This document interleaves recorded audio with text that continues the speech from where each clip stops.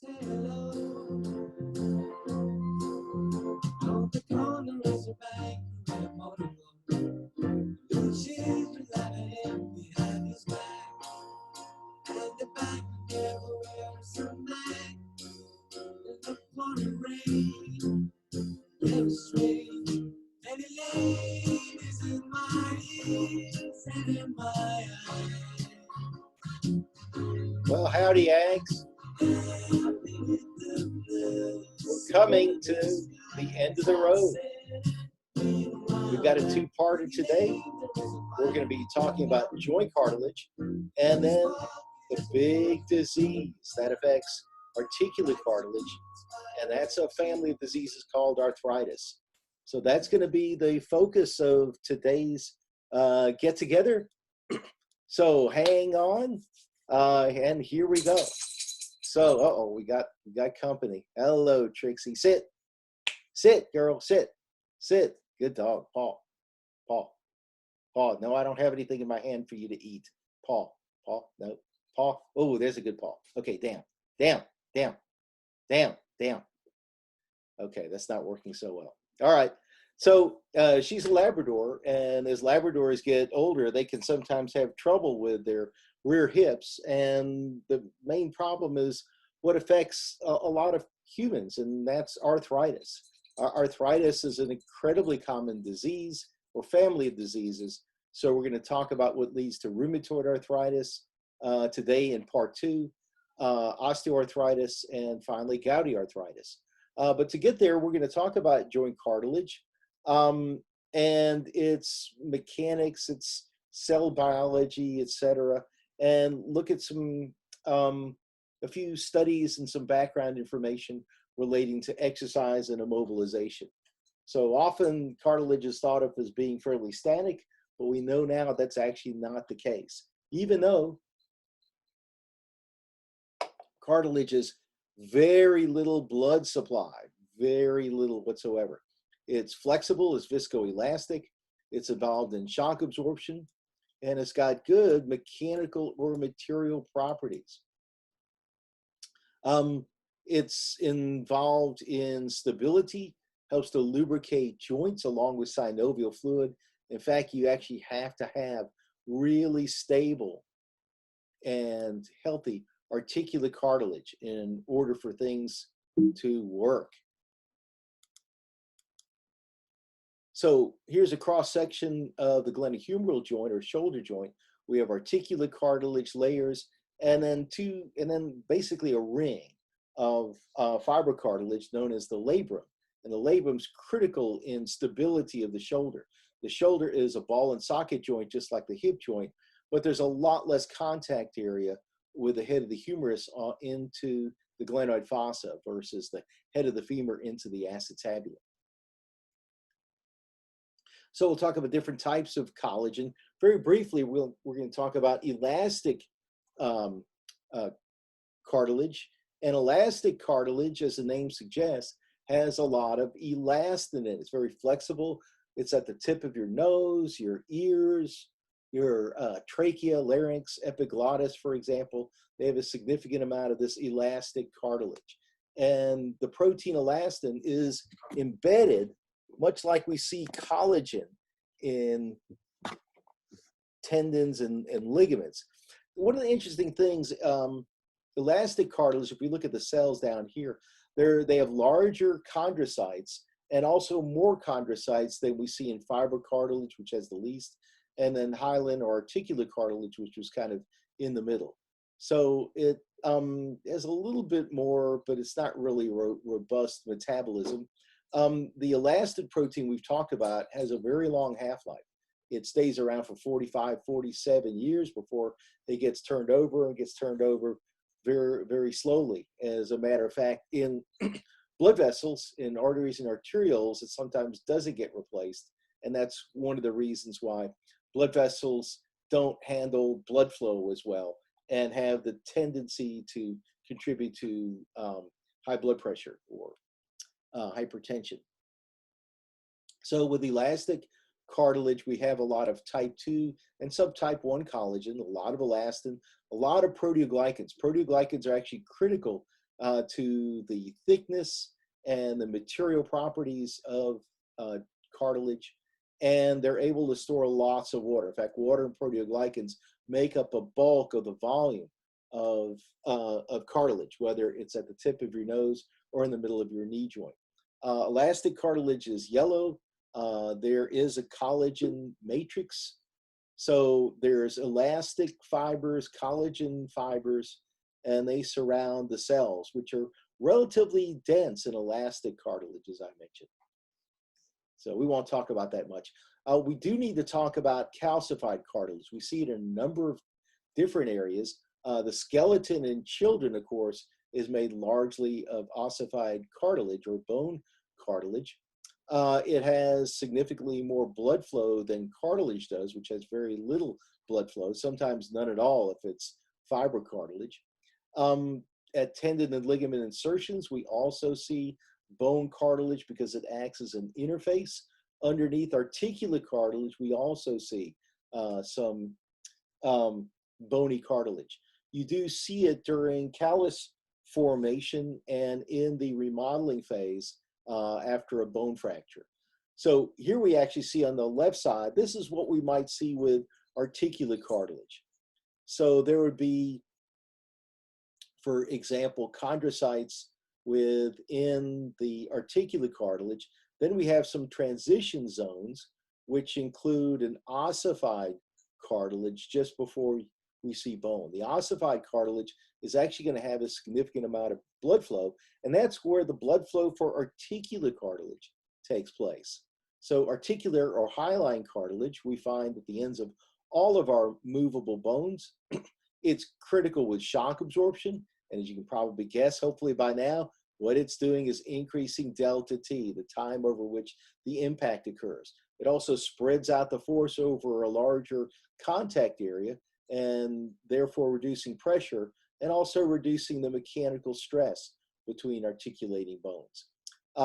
So it's critical for joint stability, spreading out basically the contact area increases stability.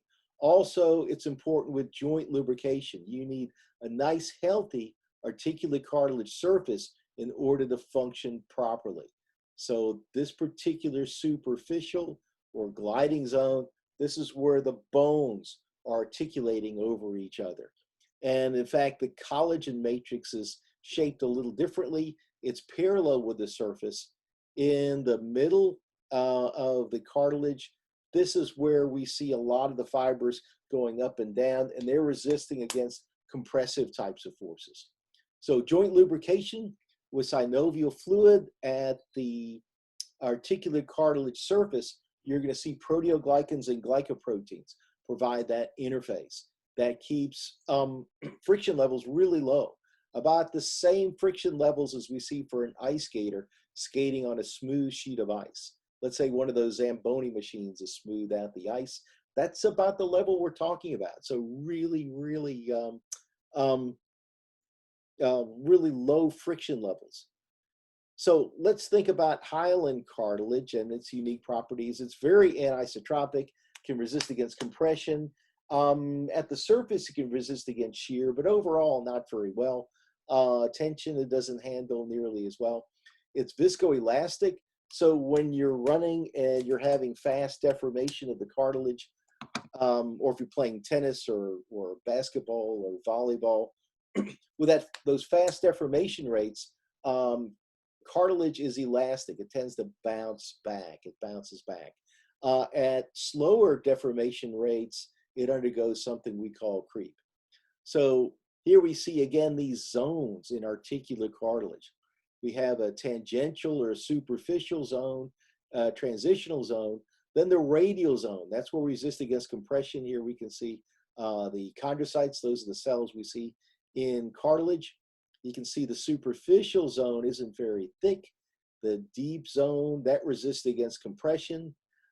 Shear is handled a little bit better at this superficial or tangential zone.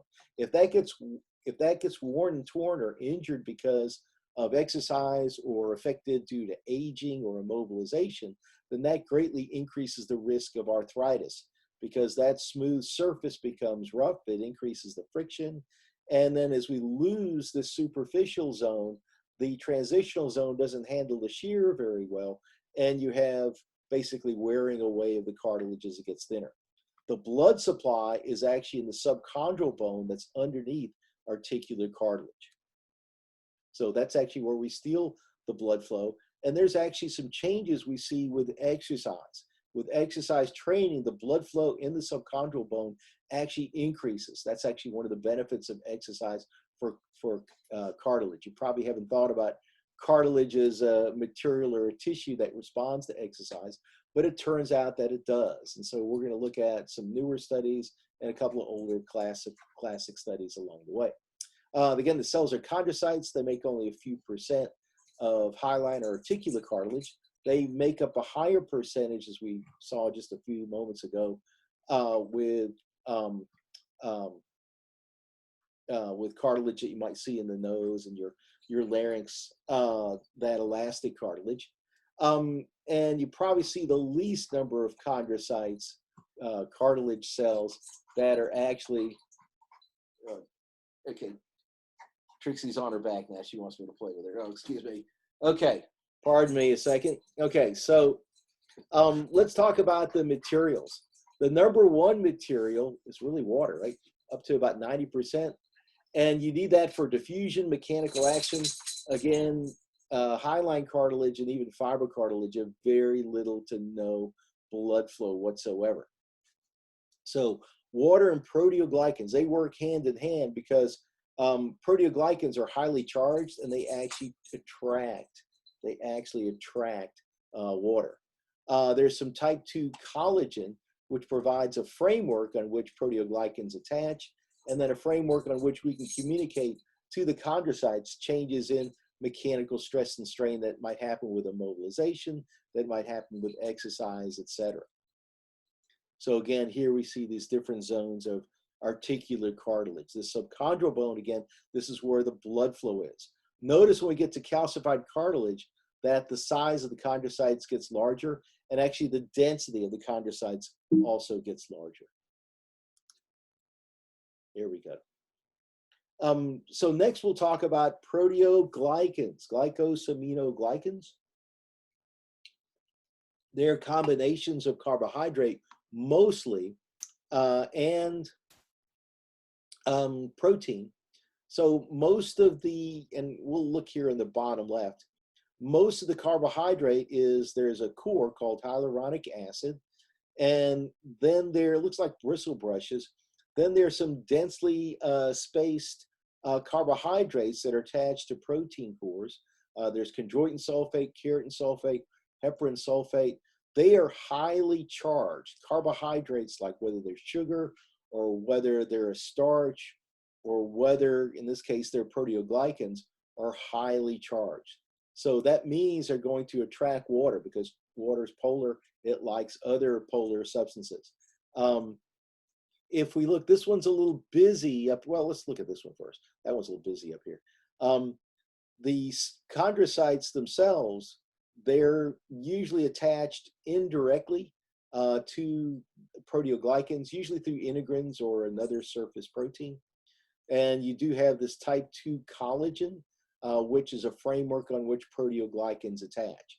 So the proteoglycans attract water. They have lots of negative charges which repel themselves as well as attract the water. So this one again is a little bit busy on the upper right, but the idea is you've got type 2 collagen, you got proteoglycans are all attached. Some of that information is communicated down into the cell, down into the cell through integrins and some of the other membrane proteins. Here's a few proteoglycans. There's a few types of proteoglycans. There's decrin, there's aggrecan, pyrican, etc., biglycan, for example. These are very common in tendons, ligaments, and especially cartilage.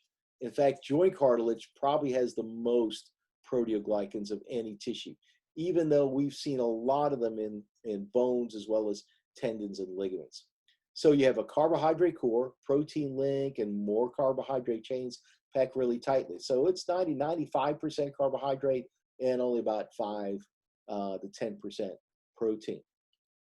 So water, type 2 collagen, and integrins, for example, are critical, believe it or not, the material properties of articular cartilage. So they provide great strength, especially against compression. Some of the viscoelastic properties are here as well. You get super hydration because of the high negative charges. 50 times the weight of a proteoglycan can be stored in water, and it becomes bound. So remember, water, when it's bound, actually becomes incompressible. It's hard to compress it and reduce the volume. In fact, virtually impossible to do so. So that makes water a really pretty good hydraulic type of fluid. So again, we got lots of carbohydrates. They're negatively charged. They're attached to collagen and then attached to critical proteins in the cell. They pass information about mechanotransduction, about mechanical stress and strain. They also reduce the amount of stress that a cartilage sees, because they, along with water, handle a lot of the mechanical stress. So believe it or not, it's water and proteoglycans that make up a large majority of the strength that we see with a particular piece of cartilage. Okay, so again, here's the idea that you have this kind of matrix of type 2 collagen. You also have probably some elastic fibers, even in articular cartilage. You have proteoglycans, and they're attaching to biglycan, integrins, other proteins. So this is where they basically get their robustness. And part of the reason that we want to emphasize proteoglycans is that the levels of proteoglycans decrease with immobilization, decrease with aging. And we think it's a major reason that cartilage gets thinner and loses some of its material properties. There's also evidence that proteoglycans increase with exercise training, which could help to increase the thickness. Doesn't look like collagen levels increase that much. It depends upon the study, though. Okay, so here's the business end of proteoglycans. It's chondroitin sulfate, keratin sulfate. These are highly charged carbohydrates, and so they're going to like water. They're hydrophilic. That's the word we use for it. And the reason is because the water molecule itself is sort of charged. It has dipoles. So the reason it does is that there's one electron in the outer orbital for hydrogen. There are 6 for oxygen. Oxygen would like to have 8 or 0. Hydrogen would like to have 2 or 0. So what happens is oxygen is going to steal the electron from hydrogen and fill its valence, so fill its outer orbital. When it does that, that means oxygen is a negative charge and then hydrogen is a positive charge. So it's going to attract water. Water can also dissociate into hydrogen ion and hydroxyl ion. So for those 2 reasons, water likes charged molecules. So it becomes trapped. Remember, it's in a bound state, becomes an incompressible fluid, so it's like a hydraulic. So this is an excavator. So we might have seen this years ago when they were fixing up Cow Field. If they're digging in the dirt, you're going to use one of these things. Here's these hydraulics. They can produce tremendous amounts of force. And that's why you can have a really thin piece of cartilage deal with hundreds of pounds of force. It's really pretty amazing, especially in compression. So when you put the squeeze on proteoglycans, they're going to push back because you got A, trap water, and B, you have like charges that are near each other. So like charges repel, just like we see in a magnet. So these are some of the strongest forces in the universe. Gravity is actually a really weak force from a universal standpoint. It takes a lot of mass, like the mass of the Earth or Sun, to produce a lot of gravity. But in terms of a magnet, you don't need very big magnets. You put 2 like ends close to each other, they're going to repel each other with a huge amount of force. That force is proportional to the inverse of the square of the radius or distance between them. So if I cut the distance in half, the repulsive force quadruples. So again, this is a major mechanism for attracting water and trapping it. And a lot of water in tendons, ligaments, bones, and cartilage is in this bound state. With aging, we lose significant amount of water in the bound state.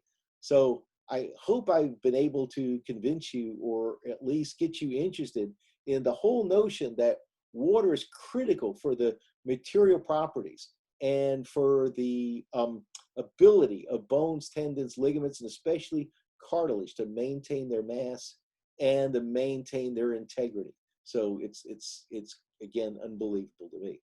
Okay, so we got these different zones that we pointed out. We've got a transitional zone or gliding zone. Gliding zone really sounds good to me because that's really what's going on here. You got gliding or sliding of bones in the articular cartilage covering them as they articulate. Then the radial zone really deals with compression.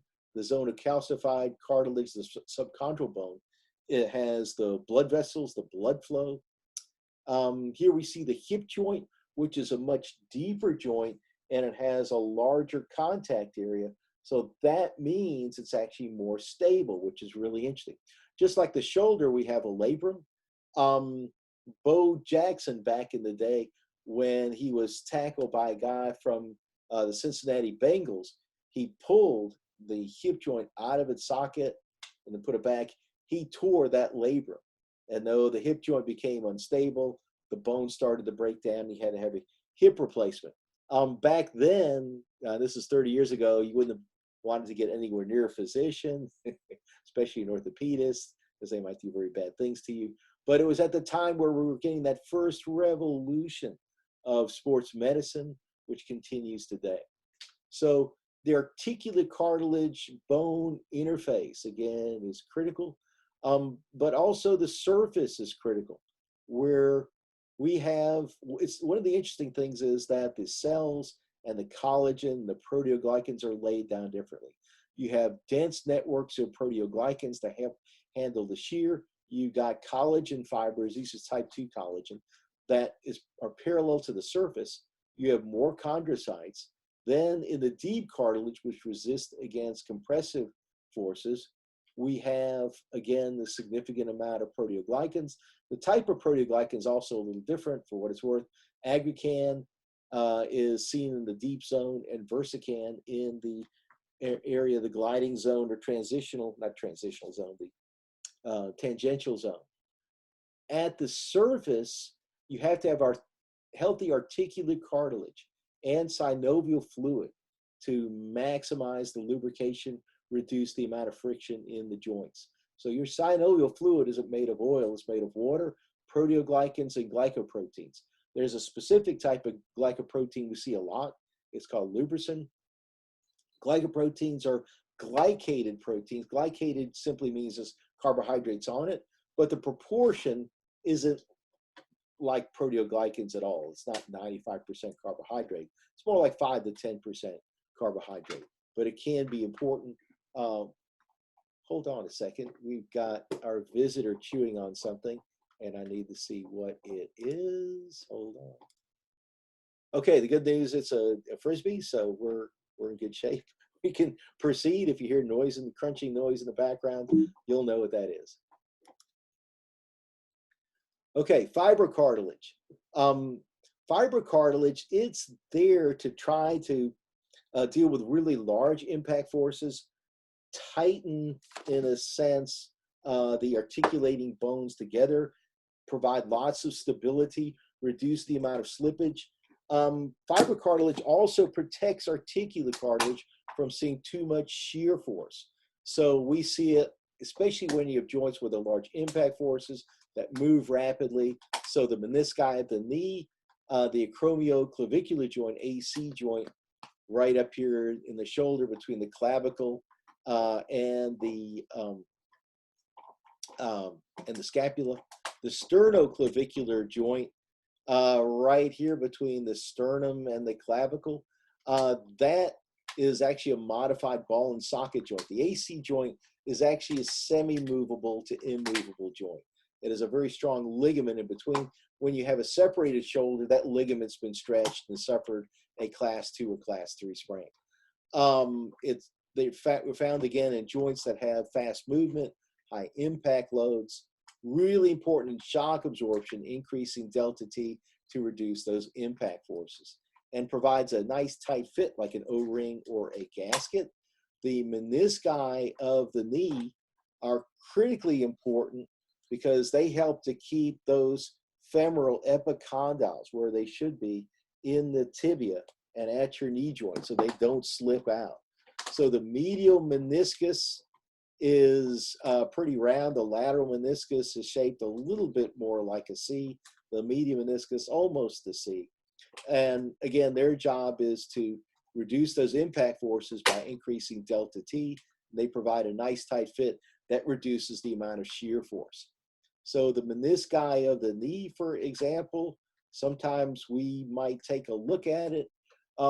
We try to limit repairs. We're getting more and more conservative about repairing menisci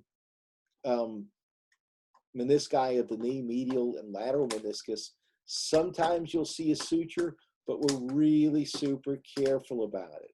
The crunching has become a little bit louder than expected, so hold on. Okay, we've substituted a little pig hide for the Frisbee. So again, we're pretty conservative these days in terms of arthroscopic surgery. We want to hang on to as much of the articular and cartilage as possible. To do that, we want to maximize the amount of fibrocartilage. So if there is surgery, if there are sutures, what they'll try to do is fix the tear, use something that's biodegradable that will break down over time, and try to, again, maximize protection of the articular cartilage. We have a few different types of fibrocartilage. There's connecting fibrocartilage that we might see in vertebral discs, also the pubic symphysis of the pelvis. And again, this is just a reminder with fibrocartilage, we have very thick bundles of collagen. There's more type 1 collagen in fibrocartilage than we see in articular cartilage. Again, we see this in the spine and also the pubic symphysis. So this type of collagen has fibrous material. It's a little tougher. There's a little less water.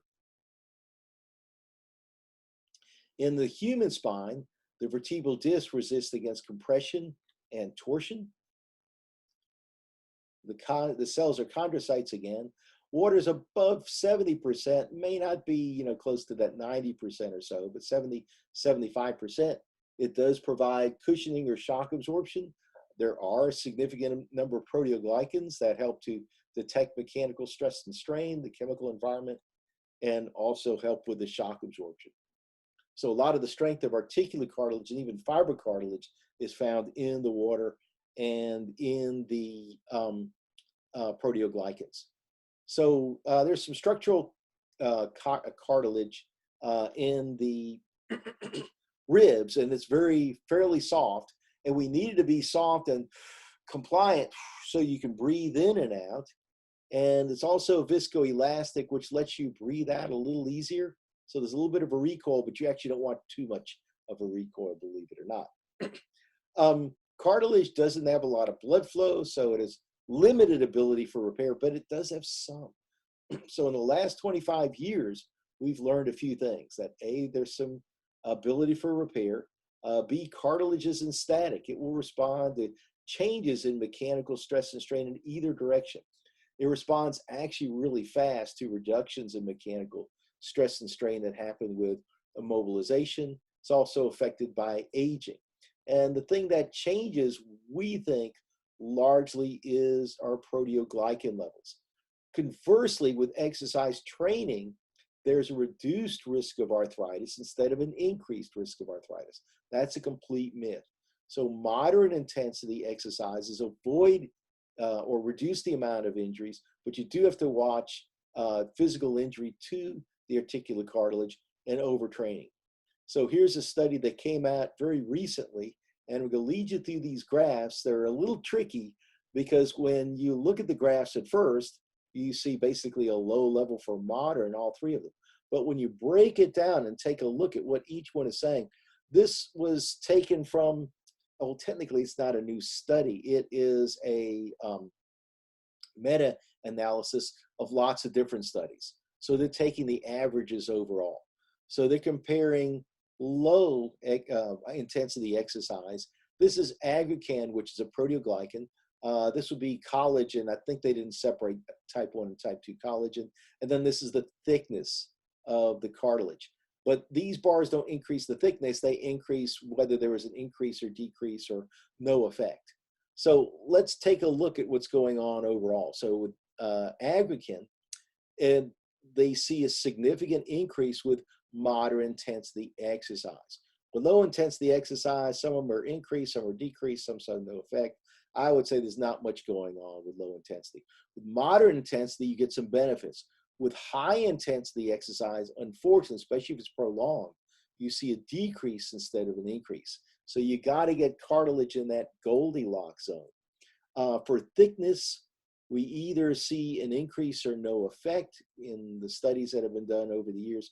And that agrees with some of the classic studies. That's that you get in the Goldilocks zone, and exercise actually is protective for cartilage. You also see an increase in blood flow in the subchondral bone as well. Collagen actually doesn't change that much, except with high intensity exercise where there's a decrease. So with aging, what we see is a loss of proteoglycans in water. We also see that with immobilization. That obviously as the cartilage thins, because when you lose water, you lose thickness of the cartilage. That's the main mechanism.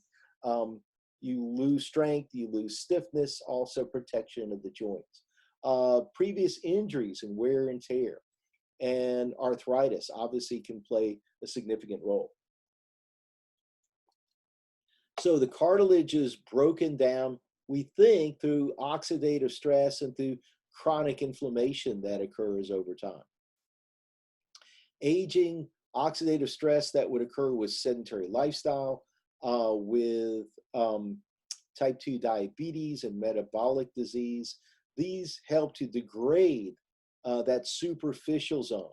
Once the superficial zone becomes degraded, then it greatly increases the friction in the joints. Then you get wear and tear and inflammation, excessive load, oxidative stress. That's basically zapping this stuff. So that's what we want to be able to protect. Now, one of the cool things that exercise does is it increases stress proteins, which would protect against inflammation and oxidative stress. I actually haven't seen a lot of information related to cartilage. It's something I'm going to be looking at, and once I find it, I'll add it to my notes and the textbook. So here's what happens often with aging is the cartilage thins and increases the risk of arthritis, specifically osteoarthritis. There's also rheumatoid arthritis. That usually starts in middle age, and it is an autoimmune disease that causes inflammation initially of the synovial membrane. Okay, so what we're seeing here is this is healthy cartilage. Here's the surface. Here's that gliding zone or superficial zone. Here's that deep zone or radial zone. This is resisting against compression. This part's resisting against shear. Then we see the subchondral bone and finally bone. That's the transition we should look at. It should be nice and smooth. Let's take a look at moderate arthritis. So one of the things we're seeing a bit more cavities, and we're not seeing, it looks to me like we've lost a lot of that superficial zone. And look, we see lots of rough areas. You don't have a smooth surface at all. So that means that the friction is going to be going way up. The subchondral bone, this transition zone doesn't look too good either. Then we have severe osteoarthritis, really rough surface. That superficial zone, that's all gone. And all we really have is, at least as I'm looking at it here, it looks like the material is pretty much the transitional zone and then the radial zone. There's the tide mark. That's basically where the bone begins. You can hardly tell. There's separation with the subchondral bone. One of the things that also happens with arthritis is you start getting, first of all, some fibrous material near the surface where we have inflammation in blood vessels. Ironically enough, you actually don't want a lot of blood vessels on articular cartilage surface, because then what happens is the articular cartilage wants to turn into like a tendon or ligament material. It wants to be fibrous. And then the bone material starts to expand and the cartilage gets squeezed between bone and fibrous material. So what we want to be able to do is protect that cartilage. The chondrocytes, they have to be maybe bribed. We have to figure out what the chemical or mechanical and or hormonal bribing is to keep the chondrocytes doing what they're supposed to do.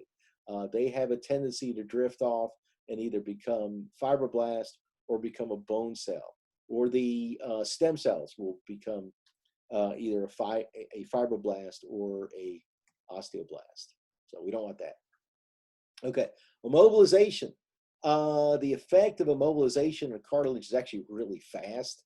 It happens within days. Strength and stiffness are decreased. We think a major mechanism is a loss of proteoglycans.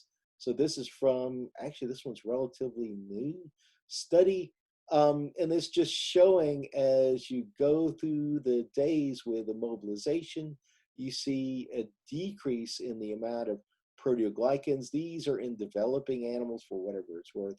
And the same thing is true here in both the upper and the lower regions of the cartilage they were looking at. So immobilization reduces proteoglycan content throughout the cartilage. That's going to cause it to thin.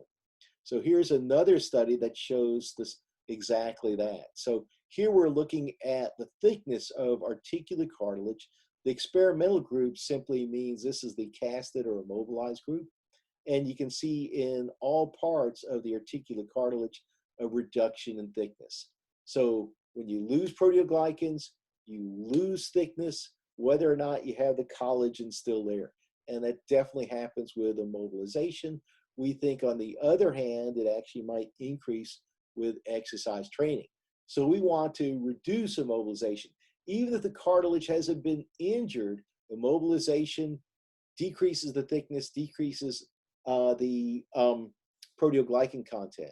And it's going to take a long while for cartilage to recover.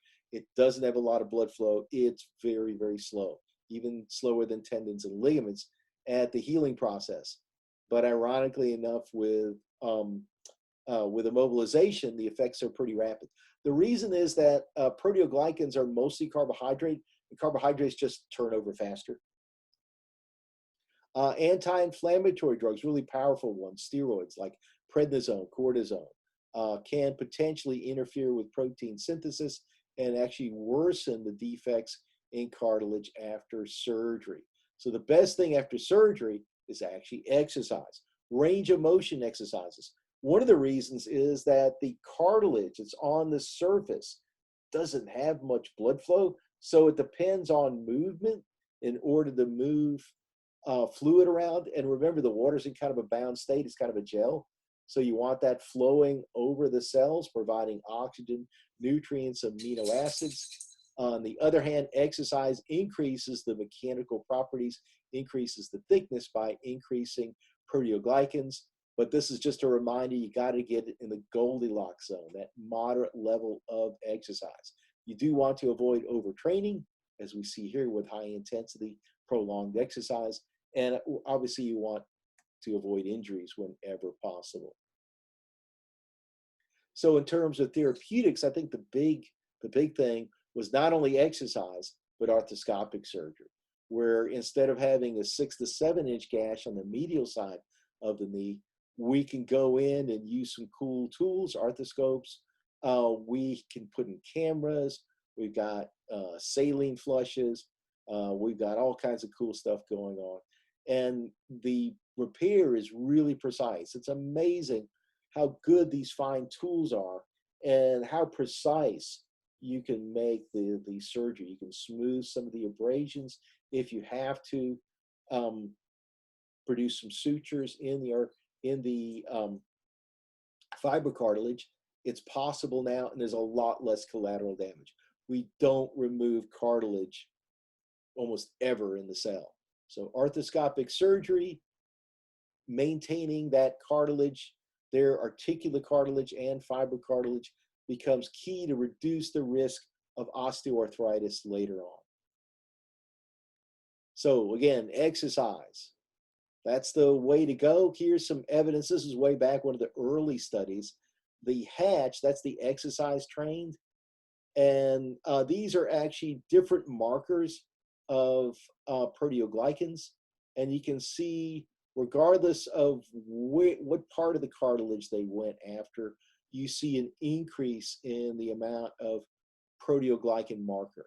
So we've noticed this really over the last 30 years or so, that exercise actually improves, if you're in the Goldilocks zone, improves cartilage thickness by increasing proteoglycan levels, and potentially could reduce the risk of injury and maybe osteoarthritis later on.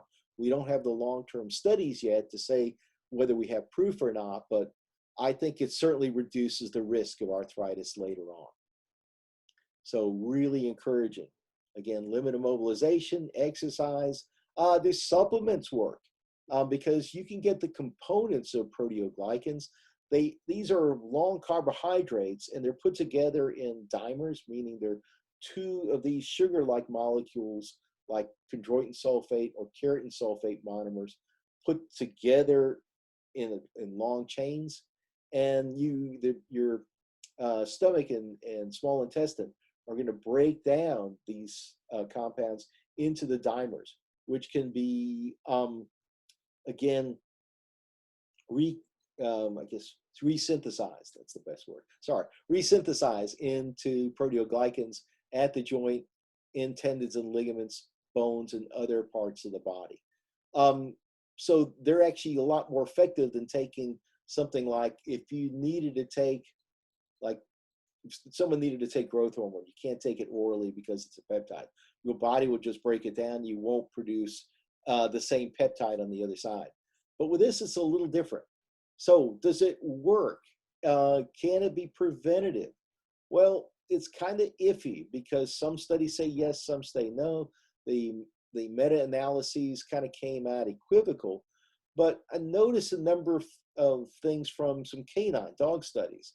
Dogs often get arthritis, so there are actually lots of studies done with dogs that help not only dogs, but help humans. And what I think they've noticed is when they add in exercise in that Goldilocks zone, not too much, not too little, and type 2 collagen was included in the supplement, then it tended to work a lot better. So, maybe adding in exercise for humans might reduce the risk of arthritis and may be used as a treatment. We have other treatments of arthritis that we're really going to get into in the next lecture. Okay, so to kind of wrap things up, we've got microfracture surgery. This is Greg Oden. You can click and see his story. It's a really sad one. He had something like 5, 6, or 7 microsurgeries. The idea is to regenerate some new articular cartilage by drilling into the subchondral bone underneath. Sometimes this works, sometimes this doesn't. It releases stem cells from the bone marrow, which can actually become chondrocytes. So it's a pretty cool idea, but like I said, sometimes it works and sometimes it doesn't. Maybe hydrogels are the way to go. We might even be able to 3D print cartilage that includes a hydrogel matrix. Hydrogels are a lot like proteoglycans. They have a lot of carbohydrate. Today, many of them are made with natural compounds that could work. So they're flexible polymers. You can include stem cells, chondrocytes, growth factors, other things to keep it happy, including proteoglycans. So maybe hydrogels, 3D printing, they're going to be the wave of the future, replacing articular and fiber cartilage that's been injured, or at least maybe giving them an extra boost. So this is the synovial joint, and that's actually a marker for me that we're going to actually stop right here for this lecture. We have one more lecture. It's going to be a short one on arthritis coming up. So I'm going to be setting this up really quickly. It is Tuesday afternoon, and hopefully by tomorrow, Wednesday morning, and tonight, Tuesday evening, I'll have all of this up. Okay, We're almost there. The end of the road. Hang in there. Just one little bitty talk, and then we'll be done. Okay, have a good one. We'll see you in just a moment.